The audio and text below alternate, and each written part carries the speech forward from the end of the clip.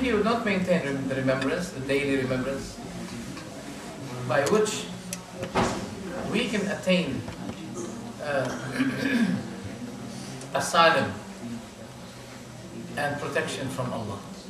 Not by something we put without considering the remembrance of Allah, without even sometimes praying, without, So what can, even if you carry the Quran with you, what can the Quran protect you if you yourself is not devoting yourself to Allah? You're disobeying Allah. That doesn't make sense. So how can we seek protection from that? It is true that Allah talked about magic, and there are people who use magic in order to segregate between a husband and a wife. But Allah said after that, He said, and they will not be able to give any harm to anyone except by Allah's leave and permission. Even by individual and individual. Because Allah subhanahu wa ta'ala is, after everything happens, He's watching. He's making His decision about every person, every creature. This is how Allah is great and powerful. So, yes, magic mostly will be affecting those who have no immunity. What is the immunity? I mean, the immunity by remembering Allah, performing the prayer to Allah, those things cause the immunity. Okay? So if those people, if a person doesn't pray, doesn't remember Allah, fall in fornication, his assembly, his friends are bad friends, his community his atmosphere is an atmosphere of evil, then how can a person be protected from those harmful creatures? And I mean by that the jinn, the ghosts. So return to Allah, maintain your remembrance to Allah, keep reading the Quran. The Quran has been described by Allah that it contains the remedy from many diseases. And this problem, magic, is one of them. The Prophet says, ﷺ, Surah Al-Baqarah, the chapter of Al-Baqarah, the magicians cannot bear it. Sahara, Al-Baqarah, as the Prophet said, cannot bear it. It's tough, it's strong against them, it's hard against them. So from time to time, if you feel that there's a magic or etc., if you want to look for people who are committing themselves to the book and the sunnah. Because there are many people who may be even imams of mosques, yet they are magicians.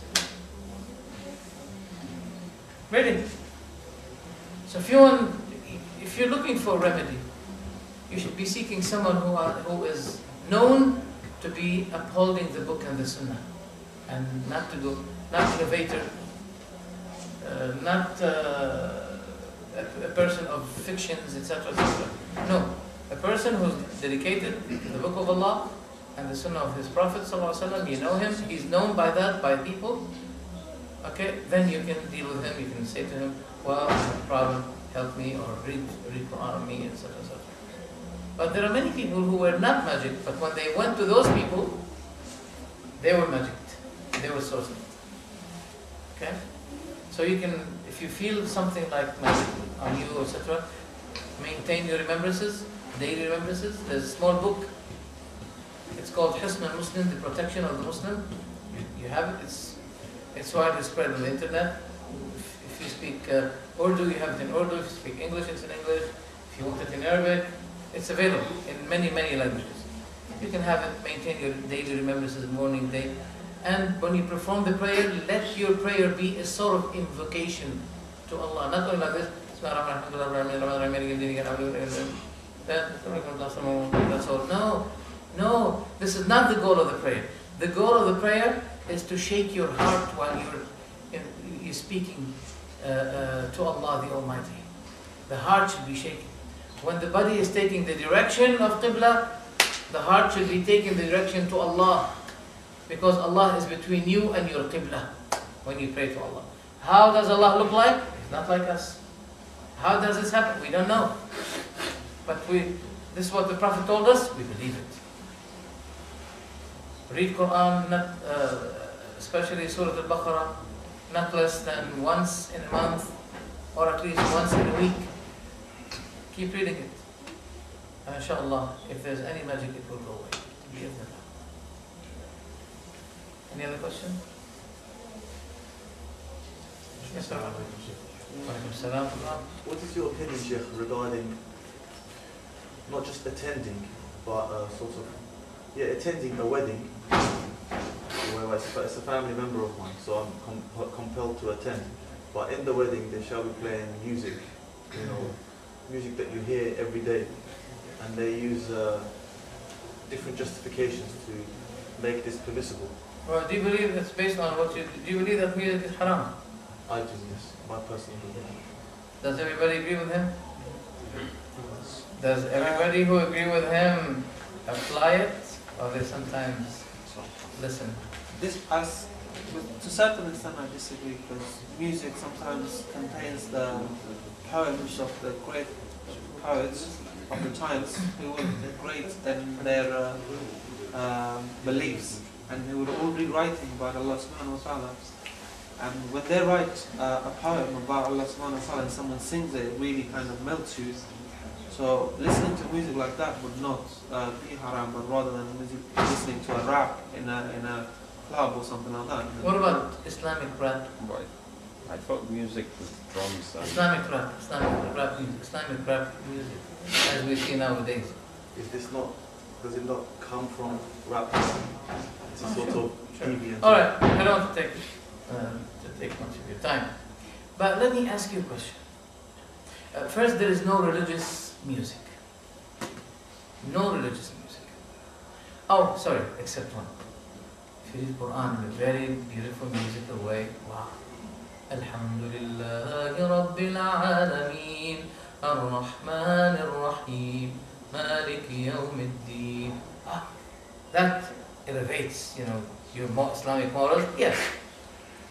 But, for example, oh Allah, not, the way you hear it. I don't like it. What's your name, brother? Jan. Imagine someone wait for you outside and he keeps clapping. Oh Mujahid. You don't like it? You're not gonna like it. What is the name of Allah should not be mentioned on any of these kinds of musical circumstances. No. I disagree. I don't like it. Now, so there's no religious music except what I mentioned to you. Because you know why? Because they say, what about nasheed? Nasheed is the alternative of music. No. I won't be exaggerating if I say that nasheed became the alternative of learning Quran, reciting Quran. Wallahi. It's occupying your time, which is supposed instead to be a time for remembering the verses of Allah. So, okay. So there's no religious music. If you disagree about certain music from time to time, entertainment, they call it entertainment. Now, let me ask this question. If the doctor told you that, my dear, you have 3 days to live, you have cancer, you have problem, I don't expect you to live more than 3-4 days. Will you be engaging yourself in music? No. Why? Didn't you believe before that it's not haram? Yeah, but now I'm going to die. It's only a matter of a couple of days. Oh, so you've been listening to music based on what you have in your background here, that death is not close. Death is not closed. 60, 40 years. I'm not going to die now. Maybe after 40 years. So now we can hear music. But if it's a matter of 2-3 days and then we die, no. We're not going to listen to music. We're going to be continuously reciting the Quran before we die. Come on. This is a reality. And I think that contains an evidence in itself to rebuttal those who say, what's wrong with music? Okay. I mean, you don't expect the Prophet ﷺ to be having, I mean, if the Prophet was alive and living here in London, you don't expect the Prophet to be having a piano or organ here. Come on. So anyway, let's go to your question. Music is confined in the wedding. Music is confined in two circumstances: wedding and feast. What's that expression? Wedding and feast. And Islam has two feasts. Friday can be followed. Maximum 3, not 4. Okay? So in wedding and feast, music is allowed. But what type of music is that? Not more than tambourine. And who hits it? If you read the whole books of hadith and you try to find a man using it, you're not going to find, except women. So women playing the tambourine in the wedding, nothing wrong with that. In the feast, nothing wrong with that. I was actually referring to actual musical instruments, similar to the songs that you hear walking past the clubs and the pubs. But the argument. So there will be pubs in these weddings. They say it is not. They say it's not evil speech. They use the ayah in the Quran.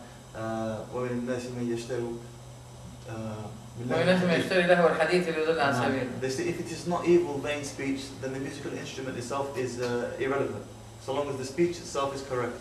Let them do it. Let them, even if their women want to dance and using the tambourine, it's okay. But what I say, if you scan the whole hadith and the sunnah of the Prophet ﷺ, at that time they used to be having other instruments, musical instruments. Don't tell me that they had only tambourine. No, they used to be having other instruments. Even oud, mizmar they used to be having, but they never played the mizmar? Flute. Dawood alayhi salam used to have flute. No, because the good voice is called also mizmar. The Prophet said to one of the companions of the Prophet, of him, who were reciting the Quran in a good way, he said, you have been given one of the mazamir of Dawood.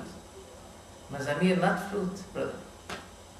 Nowadays, we call mizmar also a flute. Okay?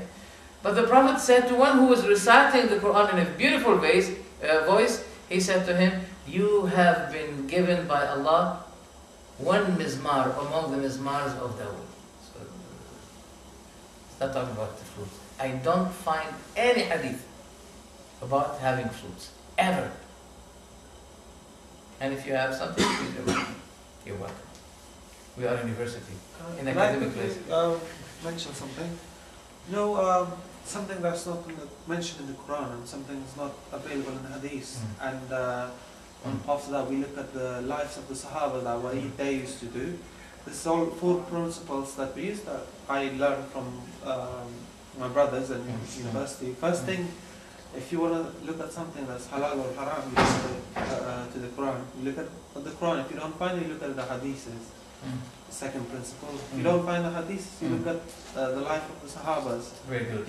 If you don't find the life of Sahabas, then you go to the scholars of the time. And if the scholars give permission that it's halal for you, then you can do it. You can have it. But if they say it's haram, then you can't. And the scholars have mixed opinions about music. Not all of them agree that this is haram. Some of them do agree it's haram. So, to a certain extent, that what I mentioned earlier, saying that those poems of the singers who makes you remember Allah and only says about His oneness, His messenger, and there's a lot of them. The Sufi, I don't like Sufis, to be honest, because they dance all the time, God in the graves. I don't know what other people's opinion is, but they dance. They dance around the grave. I mean, you know why people dance? Why women dance? I don't know why women The dance of women is a sort of attraction. Yeah. I mean, Well, you're allowed to say to your wife, can you dance for me? You're allowed to. Yeah. Okay. But my point was different. No, but why men dance? To show their attractions? Yeah, go ahead. So, the Mawlana Rumi, who was a Jalaluddin Rumi. Yeah, Jalaluddin Rumi. He was a great person of his times. Yeah. He was good in poetry and stuff. So most of his poems refers to Allah subhanahu wa ta'ala and His oneness and His messengers and His Sahaba. So a person who sings his poems nowadays with a good voice, with a music instrument, you think it's not permissible to listen to? You think that there is halal and haram that had not been mentioned by the book and the sunnah? As long as I'm aware of, no. That means Allah forgot? The Prophet forgot? The Prophet said, alayhi salatu wasalam, there is nothing that drives you closer to Jannah but I have ordered you to do. And there is nothing that drives you closer to hell but I have warned you from. There is nothing called halal and haram. But we have, either it's mentioning by name or it can be known to be halal and haram by the rulings, by the rules that we find in the Quran. For example, there is nothing mentioned in the Quran about LSD or volume 10. But the Quran talks about khamr. Khamr means to cover. That's the meaning of khamr. That's why the word khamr is close to khimar. Khimar. This is khimar, to cover. So khamr, it was the word takhmir was used for this action, an action that causes the closing of your mind. That's why we call it khamr. So everything halal and haram is known in the Quran and the Sunnah. If some people say that music, there's nothing wrong with it, it's because of their lack of searching in the Sunnah of the Prophet ﷺ. There is a hadith in Bukhari which makes it clear to be haram. A time will come with my nation. They will be taking things as halal. Among them what? Fornication. Al-Hira. Al-Hira, it was explained like, private parts, making that means fornication in certain cases halal, such as mit'ah, as the Shia say. And harir and silk, and khamr, alcohol, and ma'azif, musical instruments. And that's in Bukhari. Some scholars said, such as Ibn Hazm, he said there is no chain of narration there is no chain for this narration in Bukhari. It is true. But Ibn Hajar, the scholar, he checked the chain of narration from other sources for this narration that Bukhari mentioned without bringing its chain of narration. It's there. And he found two ways for this narration of that Bukhari quoted from. So the chain is there. Okay? And it's authentic. It's in Bukhari. When the Prophet said, there will be a time, I mean this is one of the signs of the Prophet's sorry? A time will come with my nation. And I think it's this time is becoming I mean it's applied to this time, where we have, mashallah, one man who wrote a big volume proving, because he's so afraid that the ummah will be falling in misguidance. That's why, mashallah, he spent days and nights to write this book, to save the ummah from misguidance. So he wrote the book for them, proving to them that music is halal. That's it. So, brother, music is not halal. And in many cases, when it fills your mind, there is no place, no corner in your mind to have it as to schedule yourself to read Quran and memorize Quran. You have no two hearts. Your heart is one. So that's what I advise. Jalaluddin al-Rumi, by the way, most of his poems, they contain kufr, blasphemy, believing in the one unity of the universe between Allah and His creatures. So I don't recommend Jalaluddin al-Rumi for you. Book and Sunnah. So you're going to die before applying the issue, the requirements found in the book and the Sunnah of the Prophet. You're going to die before applying everything. And if there is nothing that can bring you closer to, nothing that can excite you to remember Allah except music, you have a bad situation. Because if you read the Quran, you should be having the enthusiasm to read the Quran. Not by music. Music will not be great, bringing you closer to Allah. Because the Prophet didn't do it. Did the Prophet do it? Did the Prophet urge us to seek music in order to... No. The Prophet urged us always to remember Allah. In the fight, you know, now look, they use music, they use music in the army, right? Right? They do that. They say, wow, it encourages you, it gives you high morals. Yeah, when there is, what do you call that, exploring the army, you know, what do you call that? Expedition. Yeah, exposition. Expedition. Right? They go army, go out. Yeah. Expedition? Expedition. Expedition, yes. Yes, you have, you know, good encouragement. But when the two armies meet one another at the time, no. Music is not going to do anything for that. No, not true. What will encourage you is the remembrance of Allah at that moment. As Allah subhanahu wa ta'ala said, يَا أَيُّهَا الَّذِينَ آمَنُوا إِذَا لَقِيتُمْ فِئَةً فَاصْبِرُوا وَاذْكُرُوا اللَّهَ كَثِيرًا لَعَلَّكُمْ تُفْلِحُونَ. O you who have believed, if you meet with your enemy, that is in a fight, be patient and remember Allah excessively that you may succeed. Remember Allah excessively that you may succeed. This is what Allah said.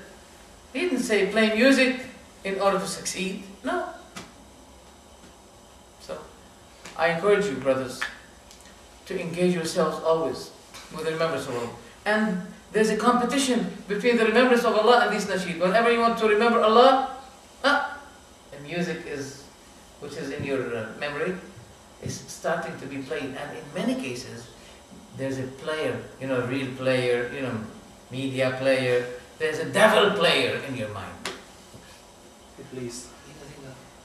Yeah. He reminds you. You know, sometimes suddenly, when you wake up, suddenly there's a music that sticks in your mind. And you want to stop it, you can't stop it. And keep replayed. Who's that? Who's in my mind? Who's in me playing this music? It's the devil. There's a struggle. We all loved music before. I used to be one of them. And I'm admitting it's not easy to get rid of it 100%. You have to struggle. And a day may begin with you remembering a song, and you go with it, and it becomes okay with you to go with it.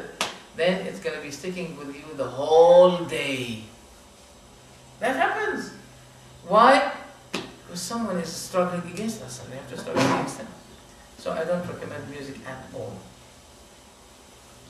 If you want my advice. You said the Prophet didn't do music. Huh? You said the Prophet didn't do music. Uh-huh. I might say, just because the Prophet doesn't do it, it doesn't make it haram. Just if the Prophet didn't do it, doesn't make it haram. Yeah, but the question, why didn't he do it? Forget about the question now. That will cause me to ask this question, why he didn't do it? Ask the one who brings this kind of doubt, this question, why he didn't do it? Why do you do something he did not do? In terms of things that drive you closer to Allah, in terms of matters of religion, there is nothing that you can do what he did not do. Nothing. Because he's the best doer in matters of religion. You're gonna die before applying maybe 5% of his type of worship. Do you agree with me or not? Okay. Yes, there are things that the Prophet did not do, the companions did not do, because they are lively issues. The Prophet ﷺ did not take the train. Why the Prophet did not take the train? There was no train. Why the Prophet did not take the airplane? There was no airplane. But we know for sure that if the Prophet, whenever he is given choice between two things, one is easier than the other, is going to be taking what? What is easier. So I can guarantee by this rule that if the train was available in the lifetime of the Prophet, he would have been preferring the Prophet rather than the camel. Okay? So things of life that were not, take this as a rule.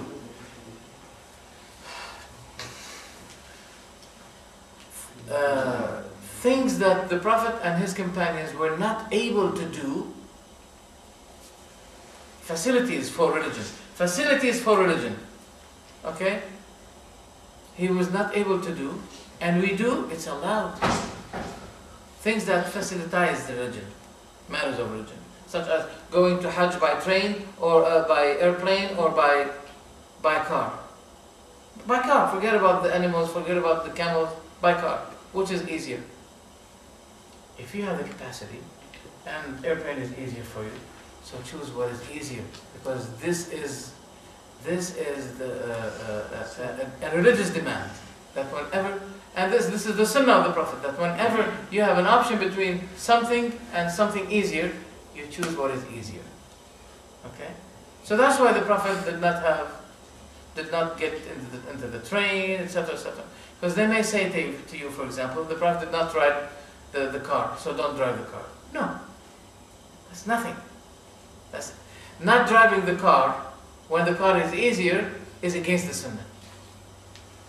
Imagine now coming from Edgewood Road to your university here saying, well, I want to do it. You want to do it? Do it. Be my guest, big deal. Well, you know what's going to happen after that. You're going to be extremely tired. So this is an important thing to remember. Something that the Prophet did not do, if it's a matter of religion, I don't believe that we can do something religious that the Prophet did not do. Never. Not even the companions. That to do something that the Prophets missed to do, such as celebrating the Prophet's birthday. The Prophet didn't do it, so we don't do it. Now the Shia, for example, yesterday they were celebrating the birthday of Fatima, radiallahu anha, the daughter of the Prophet sallallahu alaihi wasallam. And we've been asking them this question on the internet. Why the Prophet did not celebrate the birthday of his daughter? It seems that he hated her. Why Ali did not celebrate the birthday of his wife, Fatima? It seems that Ali hated her. Maybe he regretted that she became his wife. Either this, or you are misguided. Did you get my point? That's why I love the Salafi da'wah. Salafi da'wah, not the negative one that maybe some people may be hearing about. No. The book, the Sunnah, based on the pure understanding of the Salaf, that means predecessors, that means the companions, the tabi'in of this ummah. That's it. I like it. And you should be following this way. This is the best way. What did that happen? It matches your natural disposition. It goes with it. Dancing, as you might, for example, said, doesn't match the natural disposition of the person. Yes, please. No, I was saying that it's one of the ways they do ibadah. They do ibadah for dancing and listening to Mawlana's poems, which is... Believe me, brother, if you have a look at those who dance and they listen to these anashid, they are also, since we've been talking about magic, they are sorcered as well. You see how they shout and go like that? Is this elevating the spirit? No, that doesn't. These are innovations, and you have to be careful. Innovations are worse even than fornication. You know the meaning of doing an innovation? As if you're saying, religion is not complete. I have completed one. I have completed the religion by my innovation. There is a program that has been done perfectly for you, and that is how to worship Allah. Worship Allah as He told you to worship Him, and don't follow innovations. We find a lot of innovations in our community. And that caused many people to flee away from religion and to be attracted to the actual attractive Western life, Why? He knows that what his family have, fictions, things under the title of religion, yet it has nothing to do with religion. This is a fact. And we're complaining. There's a lot of complaining about that. Our society, our Muslim society, whether here or in our homeland, we complain, we suffer these kinds of innovation. And if you speak against it, woe to you. Many warnings come to you. You are out of the way of your, community, etc. So, and by the way, I don't recommend Sufism, because Sufism has no Islamic source. The word Sufi, it came from a Greek source, Bila Sof, Sofianos. We don't recommend it. We recommend the book and the Sunnah. The Prophet was not Sufi. Abu Bakr was not Sufi. The Prophet was not Naqshbandi. Abu Bakr was not Naqshbandi. So we dismiss these things.